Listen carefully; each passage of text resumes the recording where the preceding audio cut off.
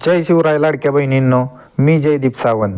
आजची खास बातमी लाडकी बहीण योजनेच्या नव्या अपडेट्सची अशी आहे की तुम्हाला तर माहीतच आहे लाडक्या बहिणींनो, काल 1 जानेवारी 2026 भारताच्या वित्तमंत्री निर्मला सीतारामन यांनी बजेट प्रस्तुत केलेले होते।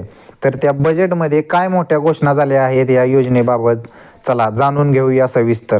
बजेट 2026 मध्ये लाडकी बहीण योजनेसाठी निधी वाढवण्याचे आश्वासन देण्यात आले होते। सध्या दरमहा लाडक्या बहिणींना 1500 रुपये मिळतात, तेच 2100 रुपयापर्यंत वाढ होण्याची शक्यता आहे।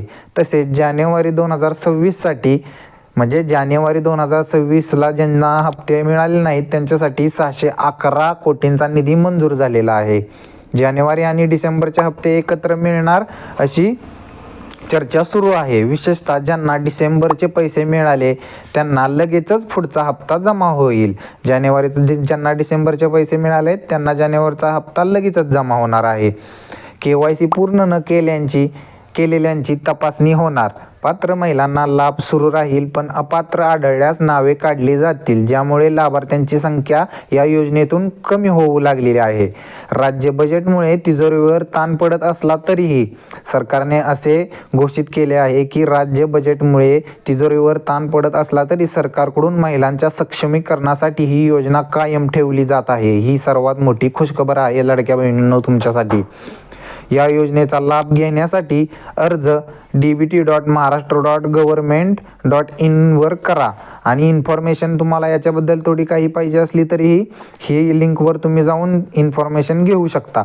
तसेच याची पात्रता काय आहे, 2.5 लाखापेक्षा कमी उत्पन्न असलेल्या कुटुंबातील 21 ते 60 वयोगटातील विवाहित किंवा विधवा व सोबत नसलेल्या महिलांना दरमहा 1500 रुपये मिळतात। याच्यासाठी आवश्यक कागदपत्रे आधार कार्ड, जनधन खाते, रेशन कार्ड, नवीन अपडेटनुसार हप्ता महिना अखेरीस येतोय। तसेच जर तुम्हाला कुठल्या महिन्याचा हप्ता मिळाला नसेल तर सरकारची वुमन हेल्पलाईन नंबर 181 वर तुम्ही कॉल करू शकता किंवा तुम्ही एक अर्ज करून अंगणवाडी सेविकांकडे किंवा महिला व बाल विकास विभाग तुमच्या पंचायत समितीमध्ये जाऊन जमा करू शकता। मग तुमचे हे प्रश्न जे काही असतील ते सोडवले जातील। मग लाडक्या बहिणींनो, ही योजना तुमच्या आर्थिक सक्षमीकरणासाठी मोठा आधार आहे। अधिक अपडेटसाठी सबस्क्राईब करा आणि कमेंटमध्ये सांगा तुम्हाला काय हवंय। धन्यवाद। जय महाराष्ट्र।